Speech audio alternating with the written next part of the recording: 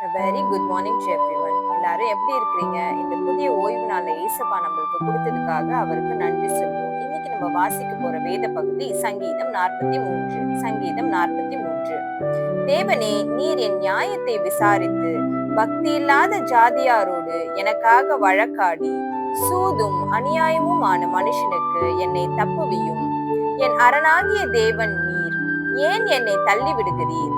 சத்ருவினால் ஒடுக்கப்பட்டு நான் ஏன் துக்கத்துடனே திரிய வேண்டும்?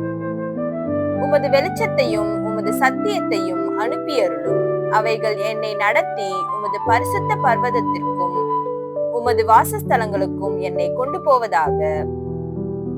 அப்பொழுது நான் தேவனுடைய பீடத்தண்டைக்கும் எனக்கு ஆனந்த மகிழ்ச்சியாயிருக்கிற தேவனிடத்திற்கும் பிரவேசிப்பேன். தேவனே, என் தேவனே, உம்மை சுரமண்டலத்தால் துதிப்பேன். என் ஆத்துமாவே, நீ ஏன் கலங்குகிறாய்? ஏன் எனக்குள் தியங்குகிறாய்? தேவனை நோக்கி காத்திரு. என் முகத்திற்கு ரட்சிப்பும் என் தேவனுமாய் இருக்கிறவரை நான் இன்னும் துதிப்பேன். ஆமேன். சங்கீதம் 43. ஜெபம். ஏசப்பா, இந்த புதிய ஓய்வு நாளை நீர் எங்களுக்கு கொடுத்தீங்களே, அதுக்கு அவங்களுக்கு நன்றி செலுத்துகிறோம். இந்த ஓய்வு நாள்ல நாங்க ஆலயத்துக்கு போய் உங்களுடைய செய்தியை நாங்க கேட்டு அதன்படி நடக்க நீர் எங்களுக்கு கிருபை செய்யுங்க.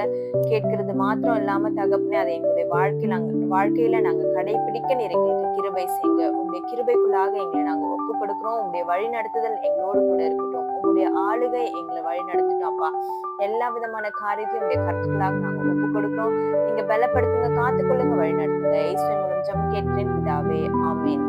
Thank you so much. Have a good day.